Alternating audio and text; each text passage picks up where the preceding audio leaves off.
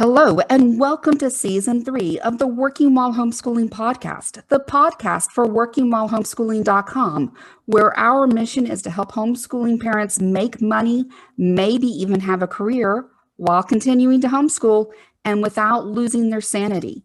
My name is Julie, and I am your host and resident career coach today. I want to thank you all for joining us and listening in. I hope you're doing well.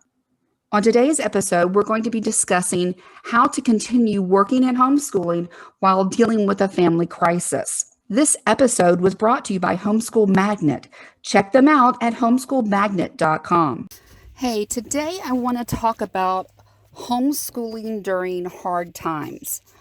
I wanted to call this homeschooling during a crisis, but when I was Googling that, and looking for other podcasts talking about homeschooling during a crisis, everything popped up pandemic related. So I'm not necessarily referring to homeschooling during the pandemic. Crisis homeschooling will definitely bring you up stuff about the coronavirus and pandemic. And that's not really what I'm discussing today. I'm discussing when maybe there is a family crisis. Basically, when blankety blank hits the fan, what do you do? On top of COVID and just, the general craziness of 2020, I will tell you that last week we had a personal family crisis happen. And honestly, because, hey, I'm the mom, a lot of the burden of kind of doing the day-to-day that really fell on me. Regardless of what was already on my plate, it fell on me. Just because my husband's job is not flexible and mine is. So there we go. And he was very, very helpful. I'm going to put that little blurb in. He was extremely helpful and frankly helping me with the administrative paperwork, you name it. So he's great at that stuff.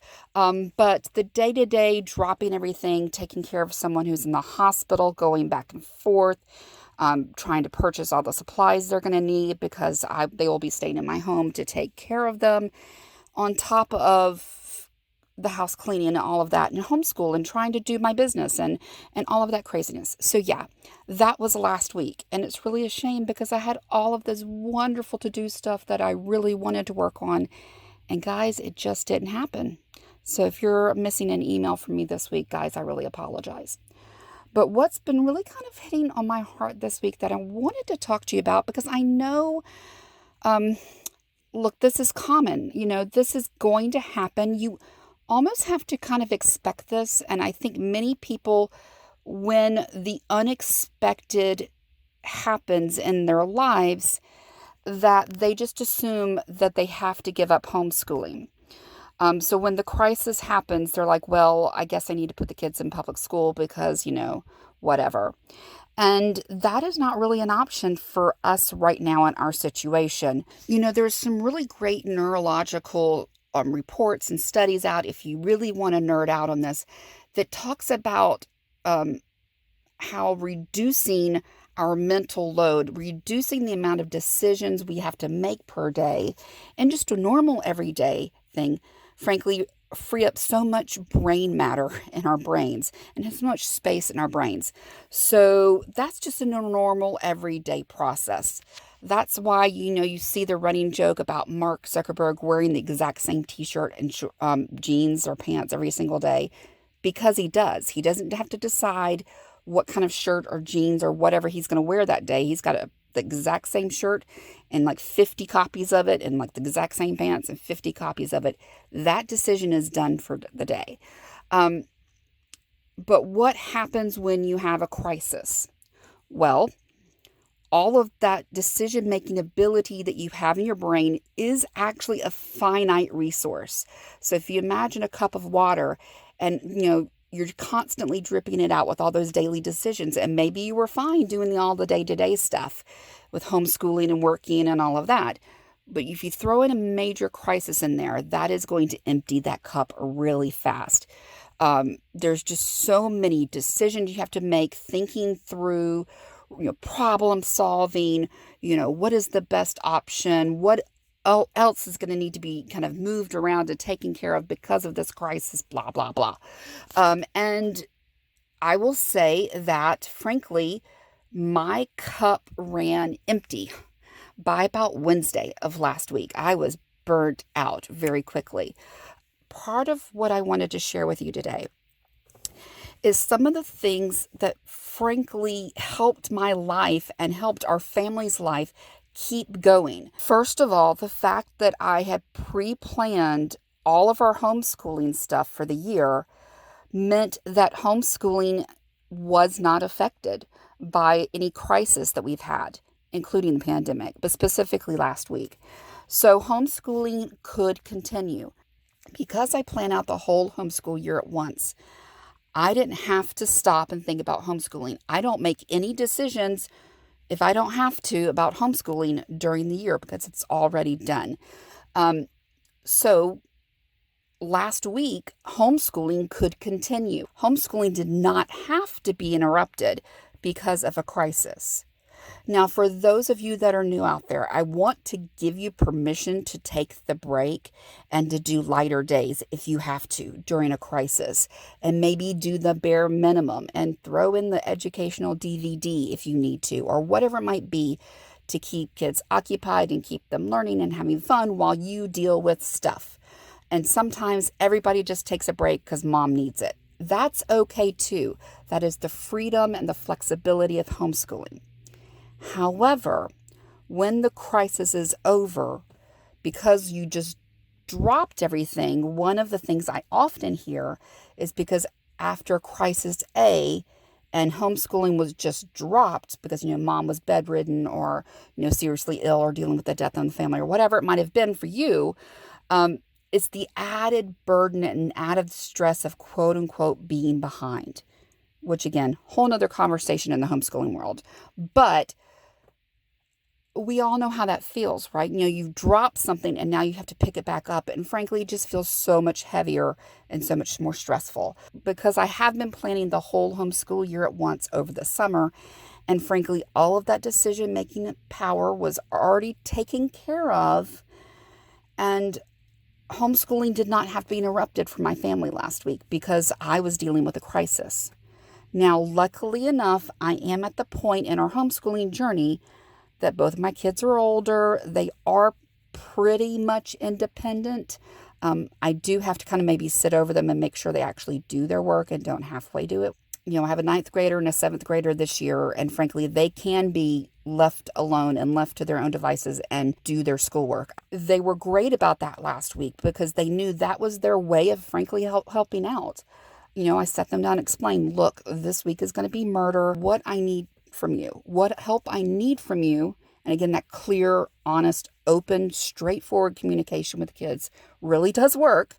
Is like, I need you guys to do your schoolwork. Okay. I'll be in and out and I can help with issues when you have it, but I just need to know that got done. And they just nodded and said, yes, of course. No problem. They got it. And I think when you make them feel included and all of that, it really does help. And when they understand that that's one of the ways they can really be supportive and help you out, I think kids want to step up. But for me, okay, I'm trying to get back to my original point. The fact that I didn't have to worry about like what math lessons we were going to do or what science needed to be done or whatever, everything literally was prepped. All of my handouts were printed out. You name it, it was already done and laying in a folder, and I didn't have to think about it last week. That saved so much stress off my life, guys. I'm just telling you. So I do firmly believe in prepping your entire homeschool year at once. It's just been one of my sanity savers and coping mechanisms because something is always going to come up. It doesn't matter. It could be a major work project. It could be a family crisis. It could be something, but at least you never have to stress about homeschool, right? Another thing that really, really helped me last week is the fact that I plan all dinners and all meals all at once. And frankly, we've kind of instituted, everybody cooks one meal a week in our house. So my girls are 12 and 14. And yes, they cook a meal themselves one night a week. So one of them has Tuesdays and one has Thursdays. And my husband does Saturdays or Sundays.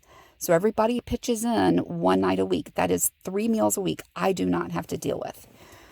So, first thing Monday morning while I'm doing my coffee, if we didn't talk about it on Sunday, we do it first thing Monday morning while I'm drinking my coffee. They're having their breakfast. What do you want to cook this week? We go through the meals. What do I need to go to the grocery store for? What do I need to order? That sort of thing. And that's all done in about 10 minutes or so. I do not spend a great deal of time stressing about it. And especially during this crisis, I was able to go back and frankly just throw in the super easiest, throw it together meals as possible. I mean, we're talking like, roast some chicken in the oven and put some frozen peas. And I was okay with that. And the family was okay with that because they knew it was just that nature. It's just that season of life this week that we have to do that. So the kids are really stepped up with meals, and I just plan all the meals in the week, which informs my grocery list. And so the grocery list goes right into my Cozy app instantly, and everyone helps me kind of keep that updated. I did prep breakfast for the week. So I make, little egg bites, in the muffin tins. And I've been planning to do that already. So I basically doubled my original plan. So we would have enough to last for at least a week. And frankly, now it's going to last me 2 because I made so many. So that's great. So basically breakfast is done for the week. If they don't like what I made, they can eat cereal. They can have toast. Lunches are usually leftovers, but I did throw together some tuna salad and just leave it in the fridge. So there would be something if we didn't have leftovers in the fridge for lunch. And I did all of those at once. So Tuesday morning, basically, I just cooked most of the morning or prepped everything for the meals. So I went through, and if stuff had to be chopped, if it needed to be prepped, I cut up everything. Basically the second I got back from the grocery store Tuesday morning. So meal planning, homeschool planning, those two things, at least those two things get done. We're always going to have a meal at night, and homeschool can continue.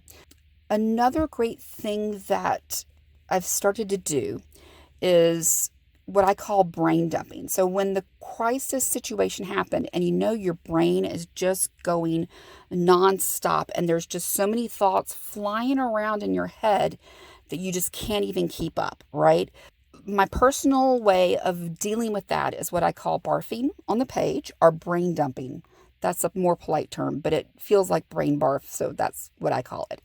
And honestly, but I just take a piece of paper and I write down every single thought going in my head, meals and grocery shopping, and do I have this, and cleaning, how am I going to throw that around? And, oh, what about the insurance? And what about this? And what about that? And, oh, I need to wash the sheets in the bed. And, I don't think that's been done. And, so like every single stray insanity thought that's been flying through my head, I instantly just put it down on a piece of paper. I didn't try to organize it yet. I didn't try to do anything with it. I just barfed it all out on the page just to get it out of my head. Once I had done that, then I could kind of start to work my way through and start to organize it and go piece by piece. First thing after I'm barfing this out on the page, I'm like, okay, what can I do and do quickly? For example, one of those things was, we had been running low on groceries, and so I was supposed to be going and doing the massive grocery stock up. And now, because of crisis, I didn't really have time to do any of that. And so that really affects making food for the next month or so while I'm dealing with an invalid because, hey, we have run out of all meat in the house. I do have a local service nearby where I can do a meat order and they deliver it to my house. So I did that right away. And thankfully, they were able to deliver it within 1 or 2 days. So that just made my life easier. If you need to place your grocery order this week, frankly, it might be worth the shipping and the delivery fee just to give yourself one less thing to deal with during a personal family crisis. I used to live near one of those places that did the meal preps, and oh, I miss that so much. But, I could frankly order prepped meals and, put them in the freezer for a month. So if you have one of those things during a personal life crisis, that sort of thing may just save your sanity. So I did a massive meat order and kind of included my Thanksgiving turkey in it. So frankly, turkey is there. I know Thanksgiving's coming up in 3 weeks, and I'm going to be dealing with an invalid, and I know my time is going to be stressed in the next couple of weeks, and I didn't want Thanksgiving to be affected. Because again, that was one of the things in my brain dump is, oh my gosh, what about Thanksgiving? Oh my gosh, what about this? Oh my gosh, what about that? So my master list, I kind of just started organizing my category and kind of just, kind of laid it out for myself about what things I needed to do for work and the, meals and cleaning the house and all these things. That really did help me is, I know it doesn't sound like a big thing, but just getting it out of my head and onto a piece of paper, it alleviated a lot of internal stress. So I could go through and, talk to my husband and say, I thought of this and I really don't know what to do about this one thing. Or I thought we have a couple of options of ways to do this. What do you think? Posted in some of my local Facebook groups that, okay, I'm dealing with this situation and I'm going to need this. Does anybody have one? And I don't know what to do about this. Can anybody, can you tell me, something I haven't, thought of to ask the doctors if I'm going to be dealing with an invalid and blah, blah, blah. I had some really great advice given to me when I brain dumped that into a Facebook group. So, use your support groups as much as you can.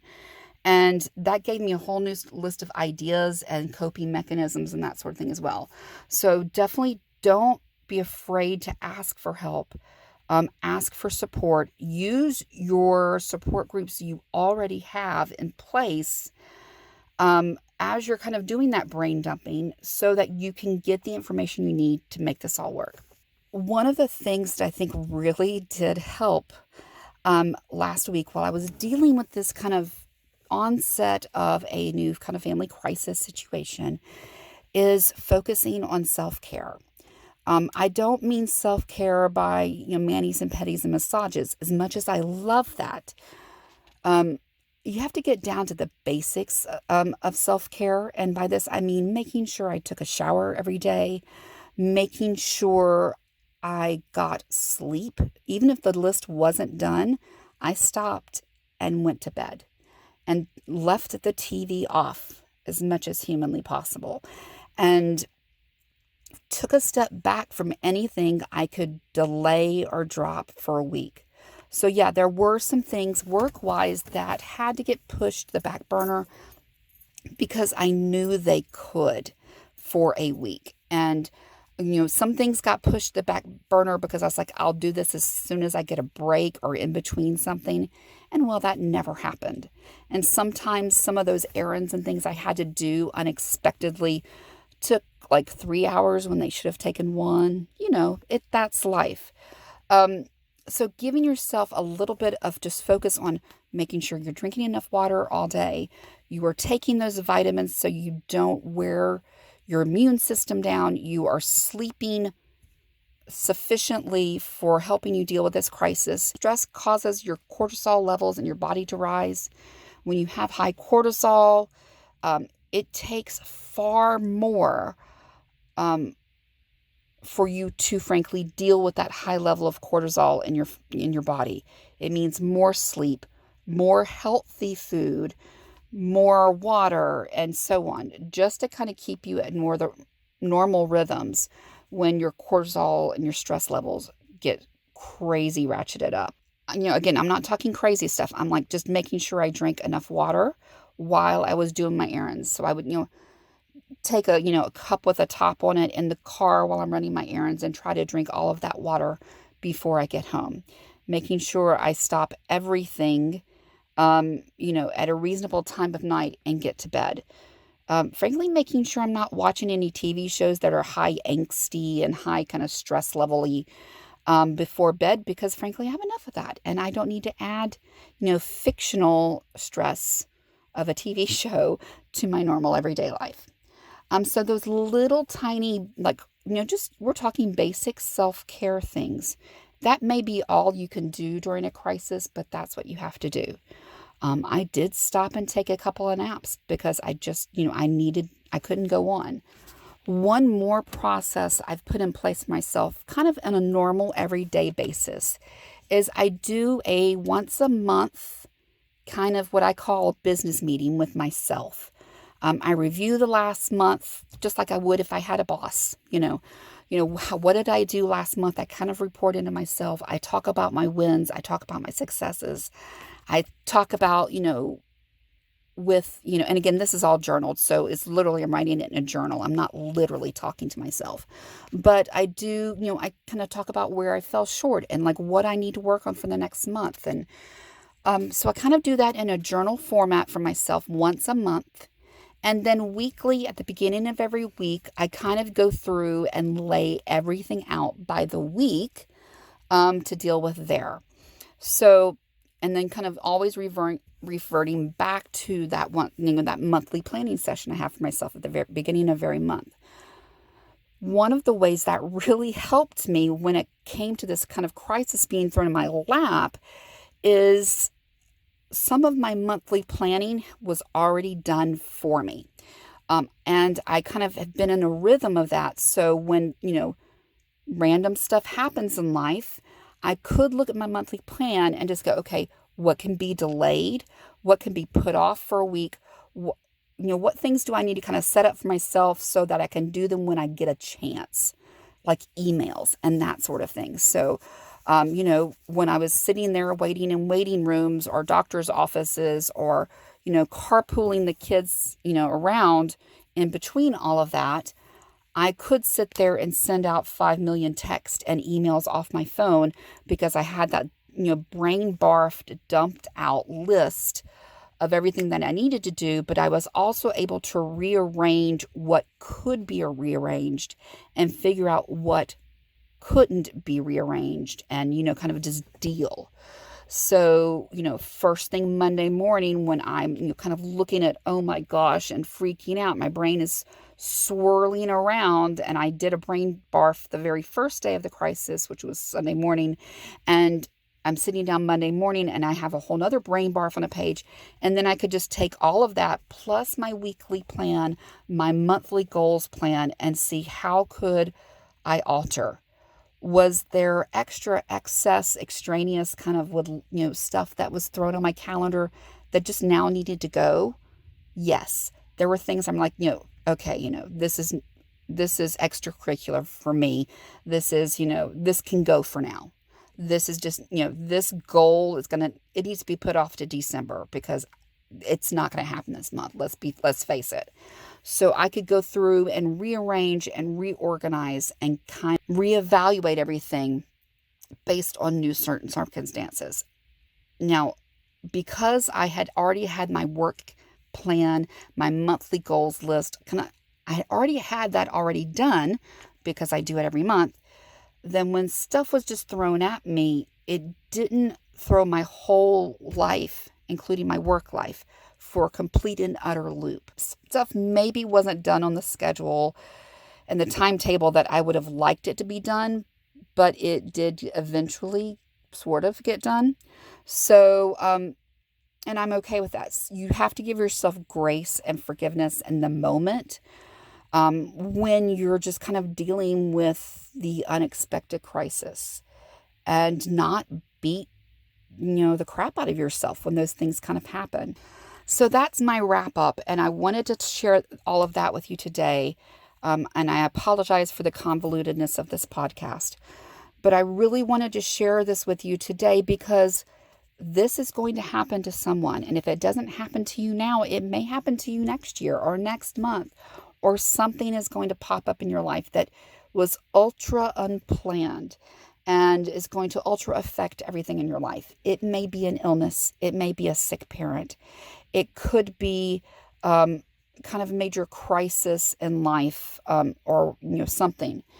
And I think it's really a good idea to, not that you plan in advance for those crises to happen, but if you can set certain patterns and certain systems in place, just to take care of your normal everyday life, that crises won't throw your entire life up in smoke. You can look at and evaluate your homeschool plans and say, okay, all this time, I thought I was going to be spending homeschooling this week is not going to happen. What can I do differently or easier? And it is perfectly okay to take breaks. It is perfectly okay to slim down to the barest minimum and bare bones. It is perfectly okay to throw the homeschool books in the car and do it in the waiting room of the doctor's offices. I have done that before. We have done math in the waiting rooms. We have done spelling in the waiting rooms. We have changed from reading aloud to books on tape. We have done I have gone and looked up science videos and science documentaries for when my kids were little, so I could get on the phone and handle like insurance companies. So that is all possible. Okay, you may have to just kind of change your plan. And as your kids are older, you can bring them into that plan and you can, frankly, ask them to take on more responsibility temporarily with their schoolwork. And I think when you just really open and communicate that with them and just saying, look, for this week is going to be madness. Hopefully it will slow down after this week. But for this week, I need you guys to step up. And this is what I need from you. And this is why I need it. And I just need your help. My kids have, they've really been very responsive when I've talked to them in a very open, honest, communicative manner and kind of just laid it all out for them in a very logical fashion. They get it. And I think they appreciate being involved in the conversations. But if you have to take a break, do. I just always worry about the quote unquote being behind or trying to get back on the bandwagon is just so much harder. So as much as you can do, then do. But if you slim down, if you get behind, you just adjust later. It's not a big deal. So there you go. I know none of those tips are earth-shattering, but when you are kind of just thrown at a crisis situation, or frankly, the crisis situation is thrown at you, but you've got to keep going with work and homeschool and life and everything else. Those are the things I highly recommend. Definitely look at putting procedures and processes in place just to make your normal everyday life easier, like prepping all of your homeschool planning far in advance.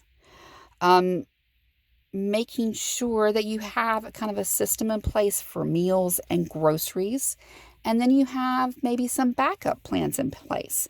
I don't always do food delivery, but during a crisis situation, I do have those apps on my phone when nothing else can be done. Now, as we wrap up our episode today, I want to thank you all for listening in.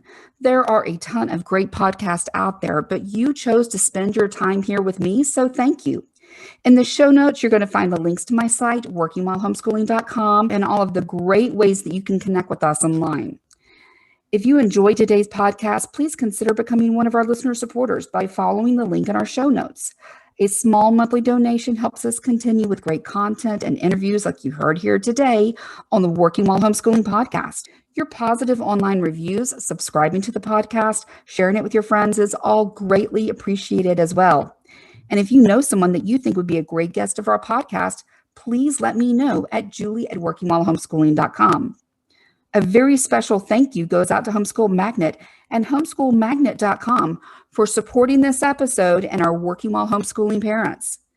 Thank you for listening in today. Please, everyone, make sure you join us in our Facebook group for continuing conversation on today's topic and beyond.